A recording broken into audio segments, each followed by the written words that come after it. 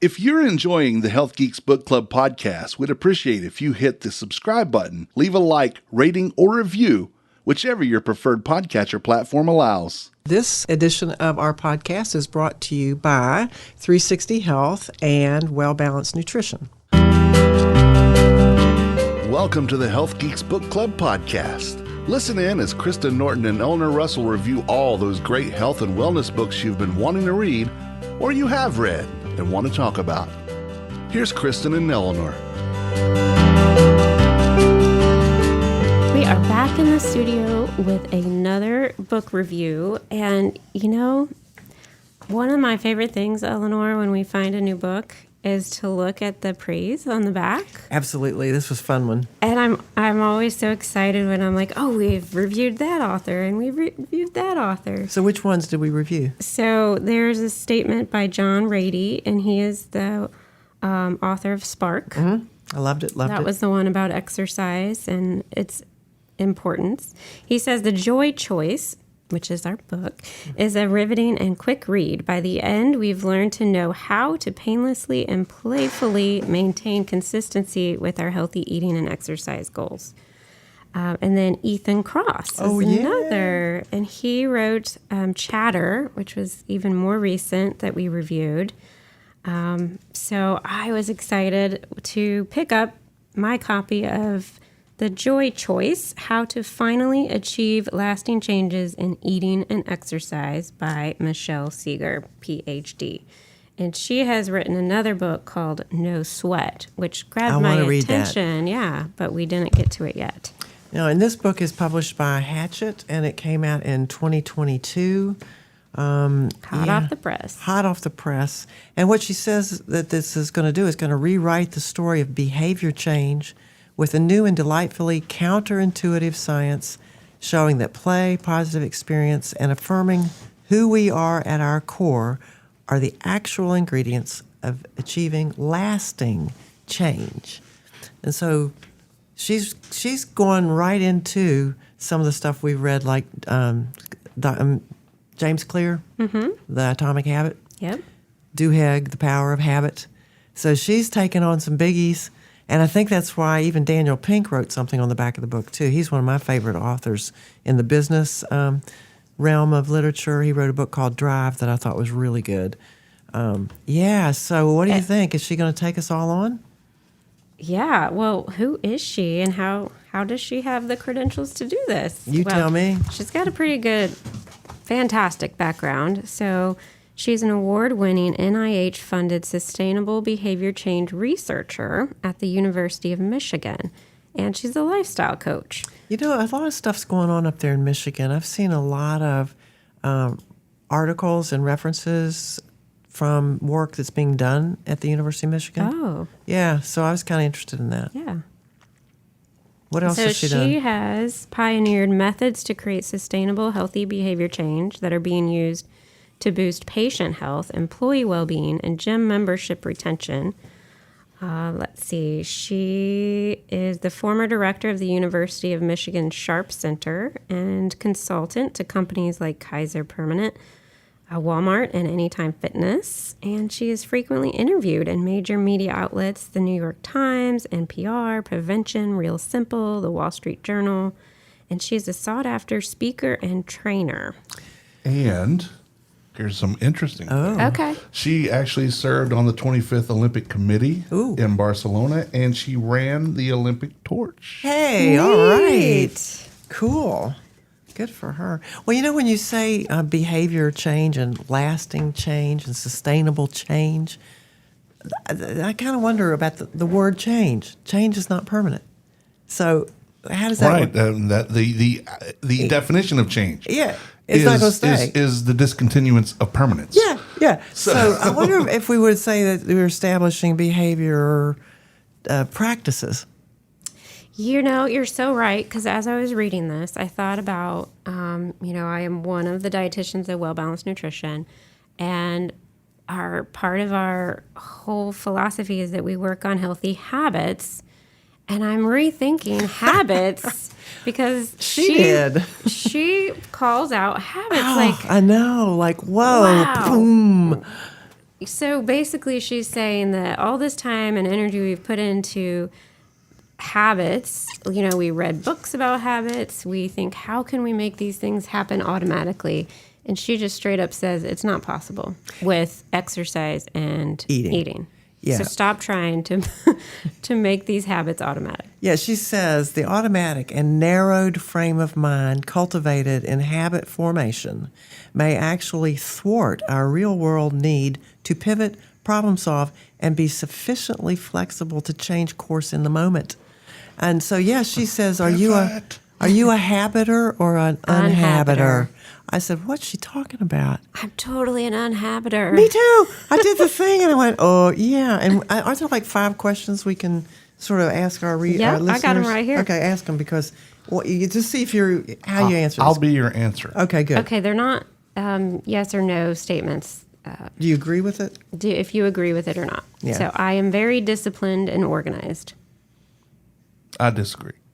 I stick to my plan even when tempted. I agree on that. Okay. My days run according to schedule. I agree on that. I don't have any inner conflicts. I disagree with that. Okay. I tend to rely on someone else to manage many of my daily needs, like scheduling meetings, transporting children, making meals, and organizing social events. I disagree. Okay. So you did not answer most of those statements in agreement. It was 3 to 2. 3 to 2 yeah. in disagreement. So that means that... I suck. No. No. If you found yourself unable to agree with these statements or disagreed with most of them, forming lifelong habits for change in eating and exercise is less likely to work for you. You're an unhabiter, and this book is for you. It was for me. It was for me, too. Yeah. And all of my clients, I would say. But, she says if you did agree with most of these, you're probably a habiter. It's much more likely that you'll be able to form and stick to habits as a behavior strategy for achieving and sustaining your health, fitness, and career goals. Now, this is not always true, and you just proved this point, but she uses her husband as an example of a habiter. Mm-hmm. And I immediately went to think of sometimes in a family, the mother takes on all of the extra things, right? So she's saying her husband is a habiter, and he has those qualities and circumstances that enable him to get up and exercise every day without fail. Mm-hmm. And she is probably the one dealing with... the schedules of transporting the children and making the meals, organizing social events. Exactly. And that just right there was enough to be like, yes! Yeah, if I had somebody doing it for me, I could be a habiter. Right. Well, and I think it also depends on where you are in your life phase. True. Because I look at these books that we're reading, and sometimes I'm thinking, well, in my midlife years, this book is more relevant. But in my later years, not so much relevance. But I don't know. This one's got relevance, no matter where you are. So she says change doesn't happen in the future. Change happens in each moment with the choices that we make. Yeah, and she's saying that all this stuff where we've been kind of barraged by you can make a habit for anything is based on some erroneous assumptions. Yeah. She says that it assumes that everybody can make Form a habit. Yeah. Mm-hmm. And that you assume it's possible to form automatic habits for a lifetime for any lifestyle thing that you're working on. And she's just picked 2, which I thought was really smart. Yeah. She really did limit it. Her discussions about exercising and eating. She also says that you're assuming that automatically thinking or whatever, is ideal for lasting change, and it's not true. She says the assumptions are flawed. Exactly, and I really want to tease out that one that everybody can form habits, because she points out, I had no idea, that not all of maybe, but a lot of the research that we pull from when we talk about habits is from college students. Yes. Isn't that interesting? And they were only looked at for like 6 weeks or something? Yeah, and you know how research is funny, right? We can say the majority, it worked for most people, but it barely worked for these people to form a habit. Well, of course. That were in college and they had their coursework, but you're not at a stage where you're responsible for many other people and bills and jobs and things like that. And so what? We're relying on college students to tell us how to form a habit? Yeah, but they talk about Another mind-blowing. Yeah, that there's a cue and there's a behavior and then there's a reward. We know that. And yes. that's the habit loop that they talk about in all these papers and say, if you address these things, you can do it. And I'm guilty of this, right? Me too, me too. And I say, it's like brushing your teeth. You don't think about brushing your teeth, but you'll get to the point where you don't think about doing X, Y, Z. But she's like, brushing your teeth happens in the bathroom. There's minimal distraction, right? You often don't get interrupted in that 30 seconds. It's it's in one room and one room only. But you can't say that about eating and exercise. There's way too many complexities. So here's the oddball in me. Okay. Mm-hmm. How I brush my teeth. Oh, Lordy. I have a Quip toothbrush, and that's 2 minutes, 30-second intervals, 4 of them. Yeah. So you do a quadrant at a time. But I don't like standing on the tile in my bathroom, so I walk into the bedroom and watch TV. like the morning news while I'm brushing my teeth. So it does not happen in just one room. And I am somewhat interrupted because Stephanie and I do that together. Oh, okay. So she has a Quip too. So it's 30 seconds and go to the next thing. But the 2 minutes of toothbrushing, she stays in there, but I don't. He's habit stacking. Yeah. Yeah, which is something they say it works. You may be a habiter. I can relate because I get distracted brushing my teeth too. And I yell at my children for walking around while they brush their teeth. Go in the bathroom. Yeah. But I do the same thing. Yeah. So life is messy, they say. Life is messy. Yeah, and so changing behavior in the middle of chaos can bring stress to you. So that's one of Just the let chaos happen. Is that what they're saying? Yeah, so here's a chaos. I got to give you another random thing here. Here's your chaos inventory. And so check off this statement if it resonates with your life. Okay, no matter how hard we try, we always seem to be running late. Yes. Can I take this one? Yeah, okay, you take this. You take this one. Okay. Well, if anybody who's been here waiting on these two to come to their appointment. Okay, here's another one. We almost always seem to be rushed. Yes. No matter what our family plans, it usually doesn't seem to work out. Yes. Yes. It's a real zoo in our home. Sometimes. Okay, it's so noisy you can't hear yourself think in our home. Definitely sometimes. Yeah. So this is the chaos, and what she's getting to is it's puzzling to think about how often we dive headfirst into a new lifestyle change without putting much thought into how it will fit in with the predictably unpredictable reality of our complex daily lives and many roles. And I love that terminology, predictably unpredictable reality. Yeah. Because we know it. We know that we can have a plan. And I remember as a young woman, I planned this trip to New York with a friend of mine. She's really going to New York. We're really going to do it. Well, and then like the night before, she said, I'm not going. What are you talking about? We got tickets, we got this, we got. And it's like, why did I even bother to plan? So I kind of had a lesson in planning is kind of nice, but you can't count on it. A plan is just a plan. I used to be such a hardcore planner. Yeah. I wanted to plan every detail of my life. And you thought it would work. I did. It's like, if I put it here, it's going to happen. And then I remember having phone conversations with my mom because I'm bringing a child into life and I can no longer plan anything. Well, so we went Predictably unpredictable. almost a year ago now. It's hard to believe we went to Paris. Yeah. And so the listeners know I am a larger person. And walking on those cobblestone streets, up those hills, because it's a hilly city, that's It's rough. hard on anybody. It's rough, yeah. And so my wife is a planner, and she would sit up at night. Okay, we're going to do this tomorrow. We would know what we were going to do, ish. A lot of it was just let's wander about. But here's some specific things we want to see.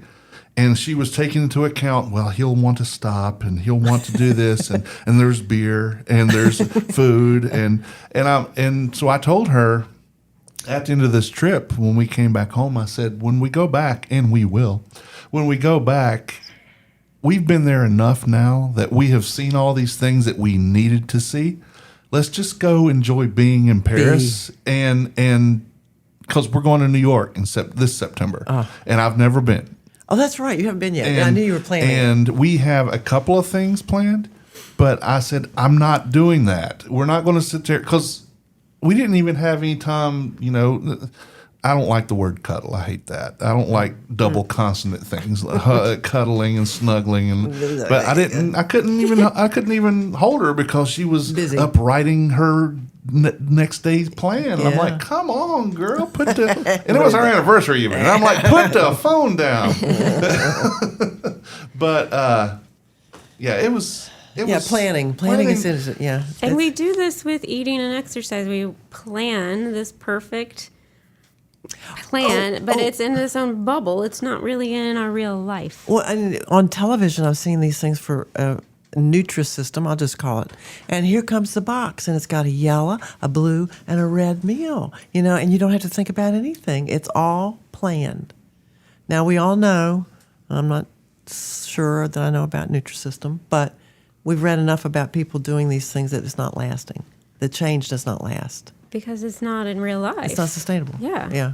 Which is what she's talking about in this book. How do we make it sustainable? Well, and also become a part of who you are. And because personality also has to come into this. Mm-hmm. If I get a, food system box that's delivered to my house, oh, look, it's the yellow one.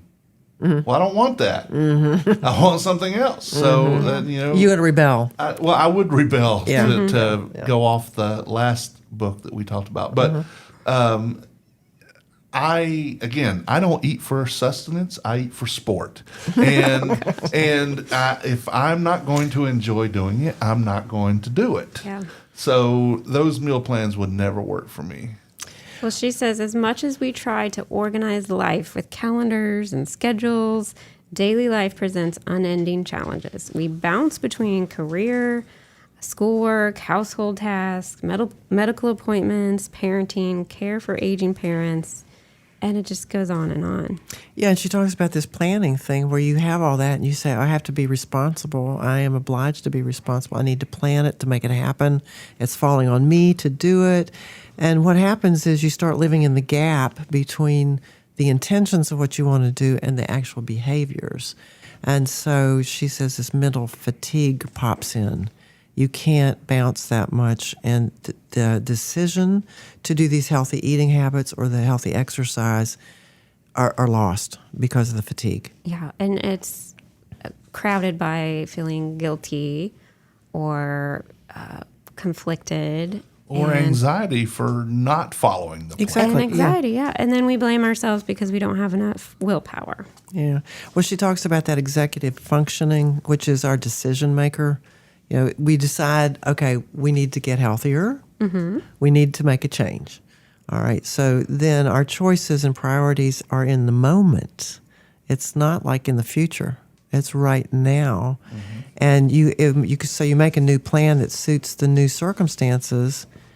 And what you're doing is you're looking at these cognitive abilities to stick with it, which is your working memory, your mental flexibility, and your ability to inhibit yourself.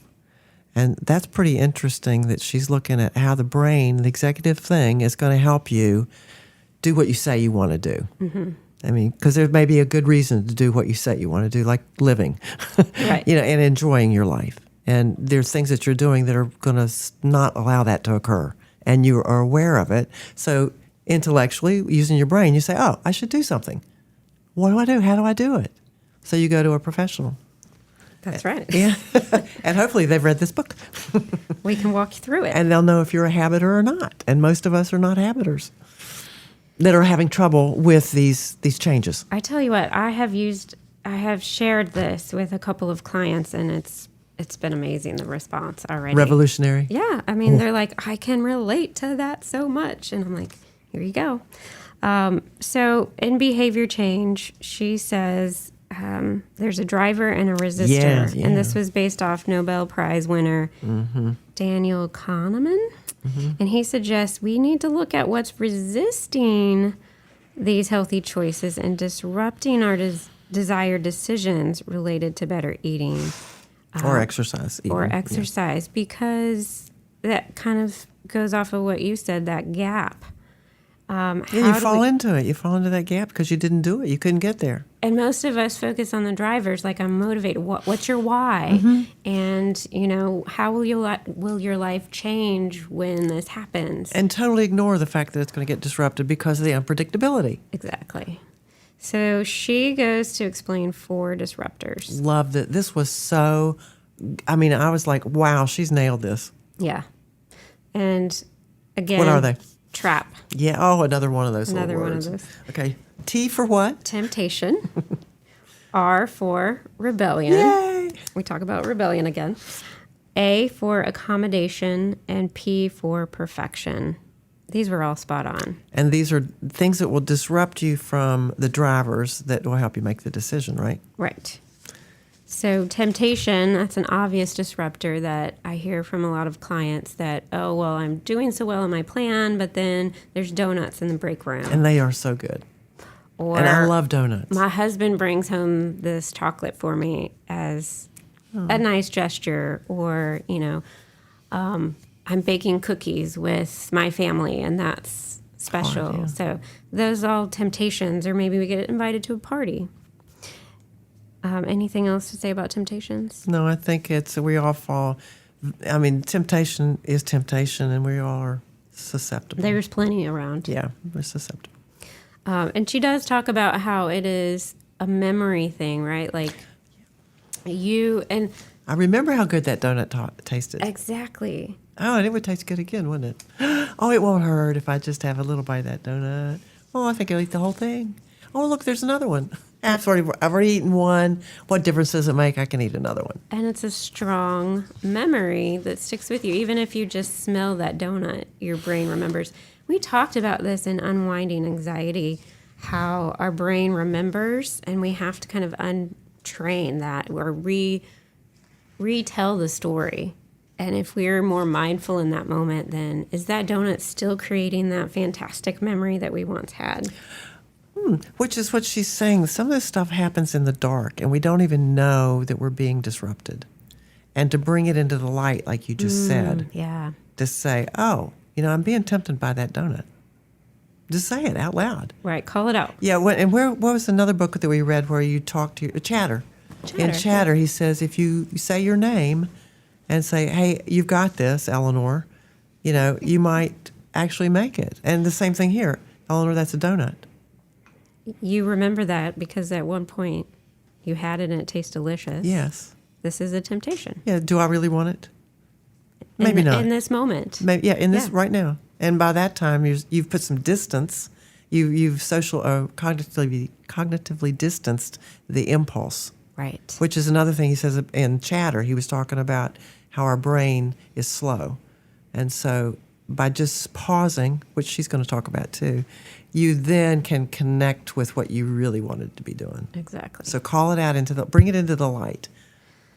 So rebellion, this is a big one that I don't think people think about a lot.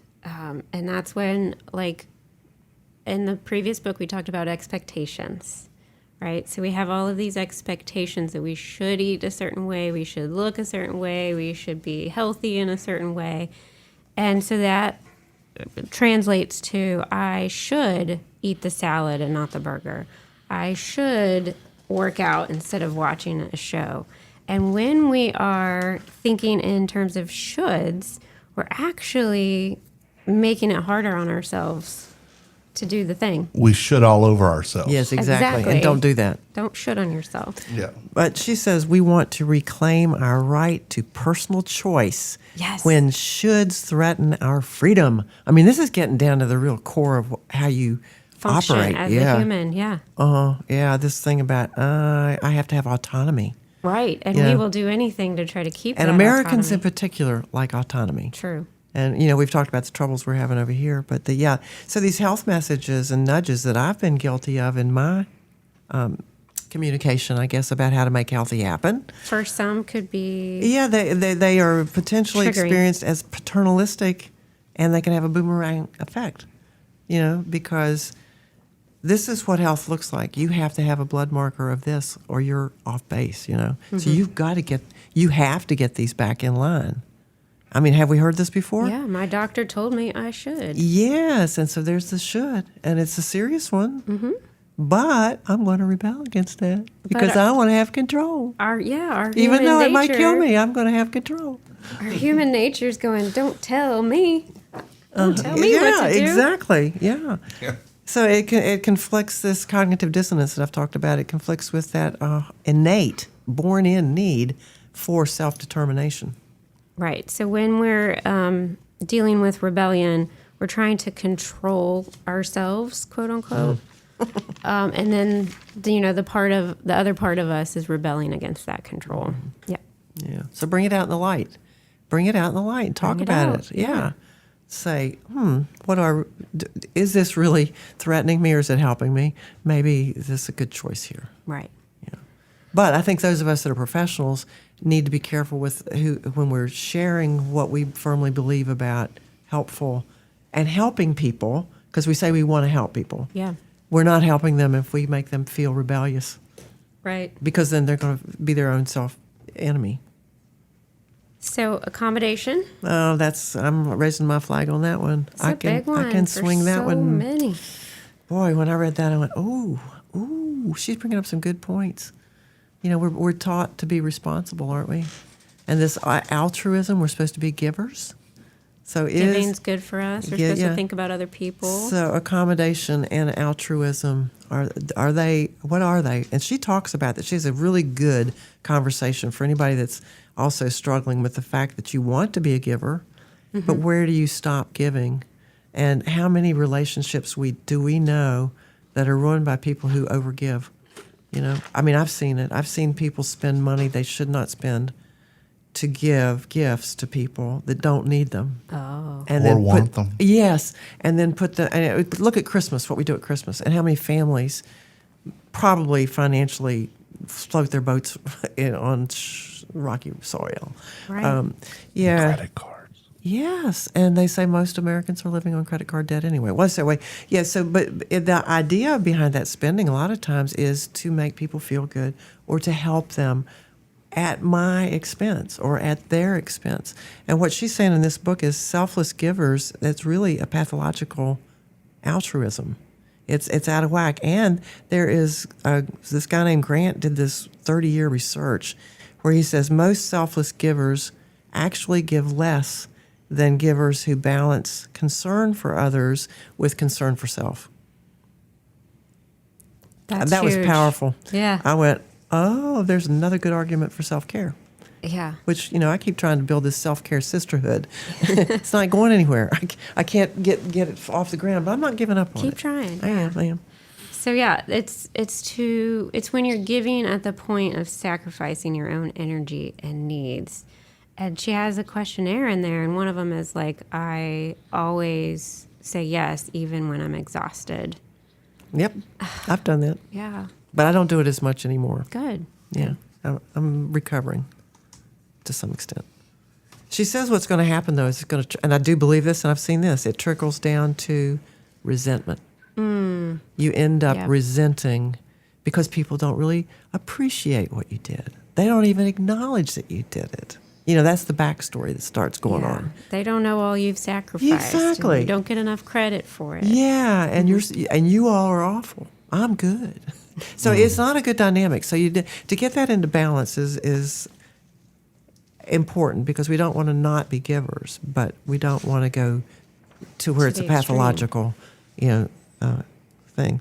Oh, and one of the things she said about accommodation I also thought was interesting. She said it can touch us where we're most vulnerable, where we are, the relationship that we have to value of responsibility and care and nurture of friends and family. We're very vulnerable there because we want to be able to care. Mm-hmm. And so if we get that out of balance, we can then get confused about what selfish means and what self-care means.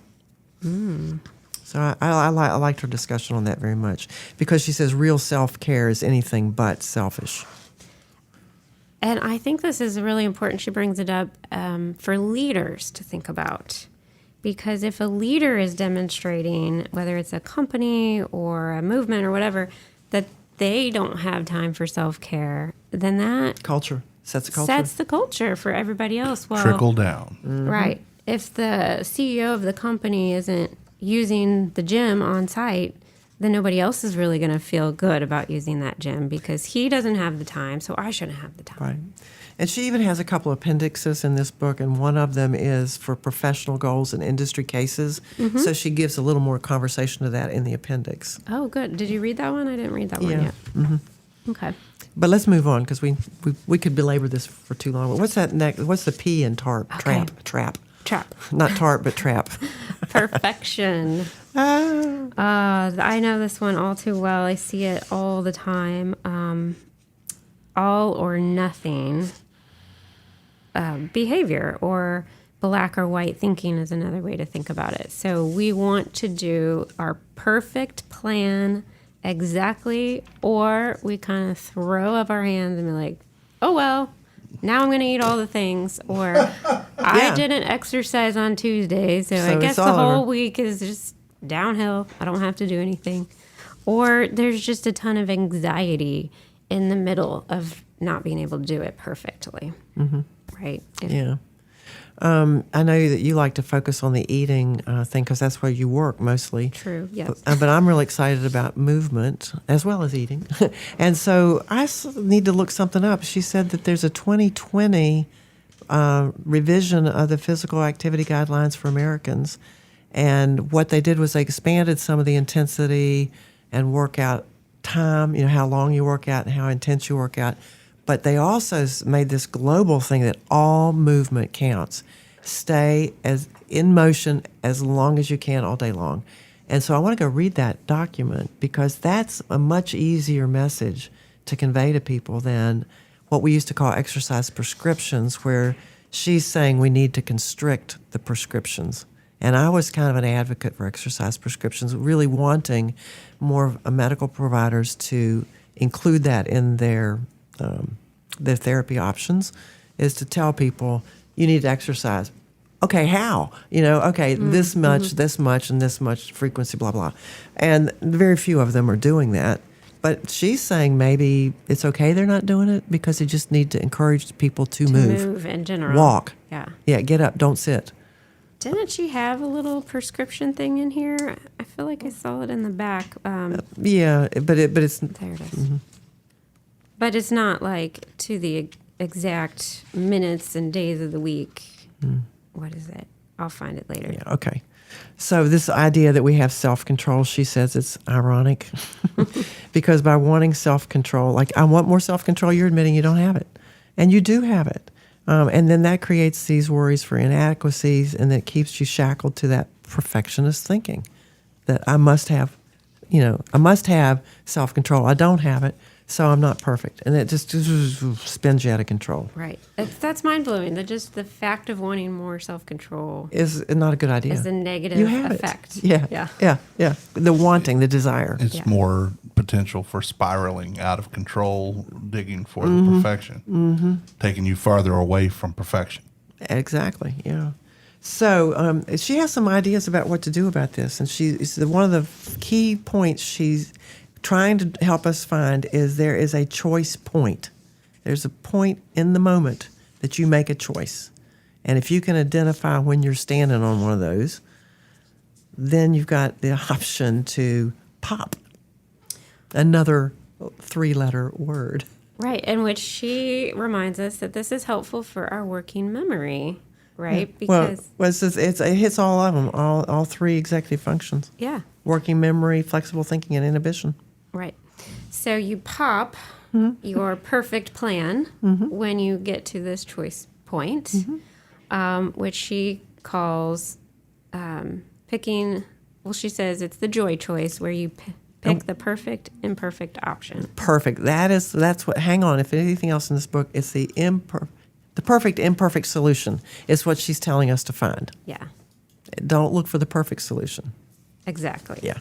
Not in messy daily life. You're not going to find it there. Because she said, she points out that your day, you have all of these things. You have to figure out a snack, your doctor appointment, work, the kids, the dog. You want to take a walk. You've got a meeting with this person. You've got to do some work on your business. And it's just always going to be this choice point Yeah. that you're going to have to decide what to do next because the perfect plan isn't possible. Yeah, and then bring into light those disruptors, deal with them.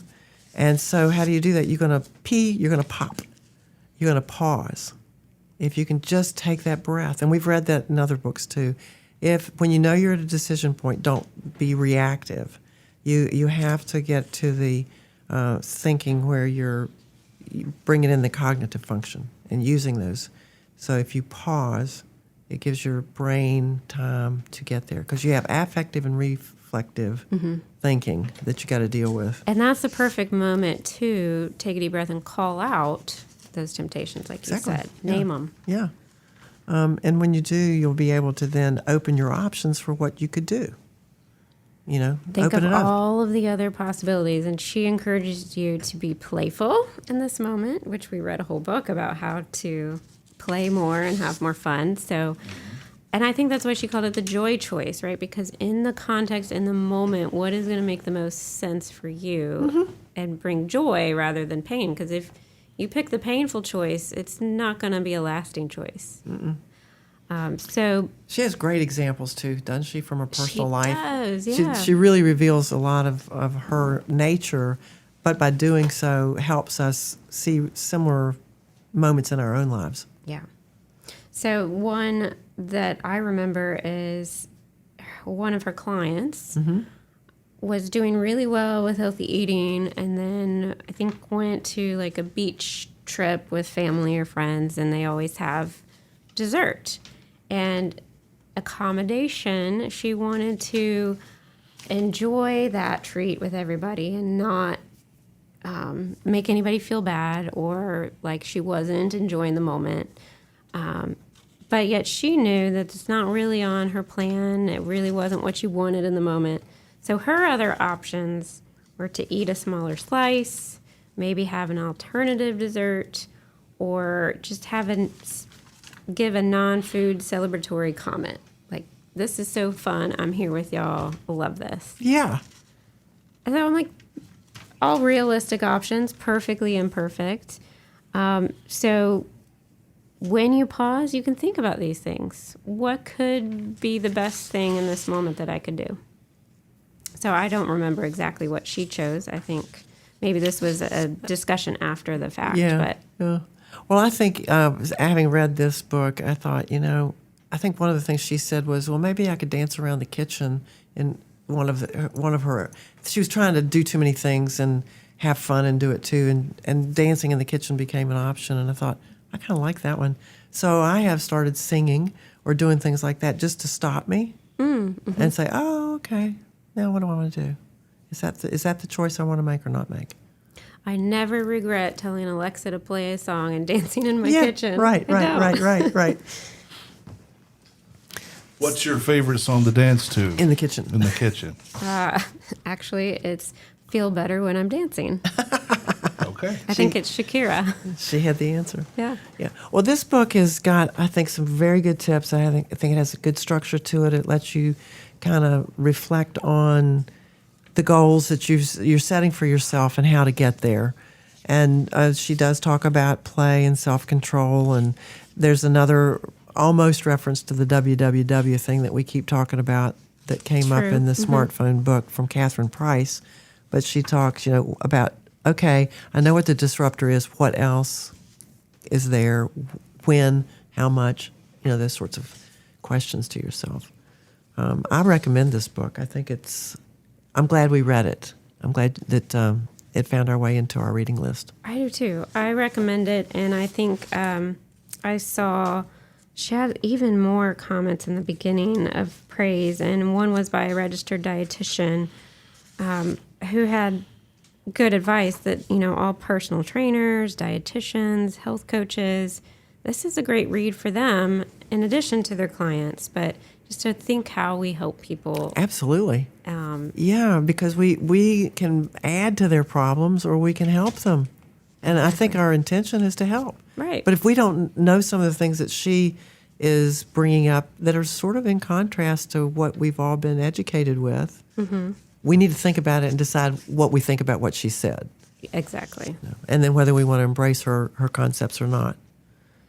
And I appreciate the working memory, Oh, yeah. the executive functioning part that she tied this into. That's not something that I've seen tied to this before, and it's such a good point. You often see it when you dive into, ADHD, because that's an area that people with ADHD struggle with. But even non-ADHDers, you have to have a good executive functioning system in order to make healthy eating and exercise habits. So her approach, I appreciated that, to bring that in, because we're so scattered all the time. Even if we're breaking up with our cell phones, we've got lots of disruptors and distractions. Yeah, well, she says we're living in an ADHD world. Yeah. You don't have to, she said we don't need to have a condition like ADHD to have our brain-based self-management abilities worsened by living with chaos and complexity. So, she's saying even if you don't have a diagnosis, you're still confronted with the same challenges. Right. And she has another discussion. I brought it up a little bit, but didn't really go into it. And I don't know that we need to, but she does talk about affective reflective theory, and that idea about emotion versus thinking and reaction versus pausing. Those kinds of things that our brain is working with. It's the way it processes. And so she's given value to the biology of our system as well. Mm-hmm. She has a lot of good references in here, for sure. Okay.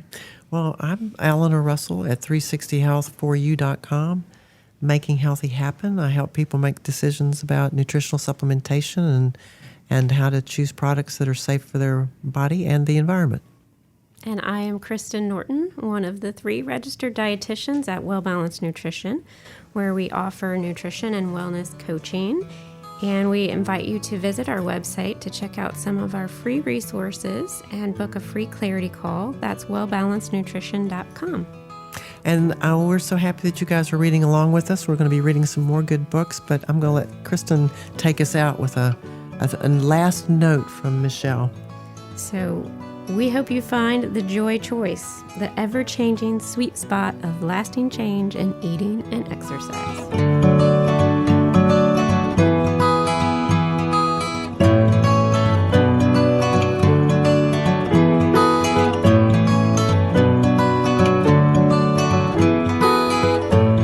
The views and opinions stated in this podcast are solely those of the contributors and are not necessarily those of our distributors or hosting company. This podcast is copyrighted, and no part can be reproduced without the express written consent of Kristen and Eleanor.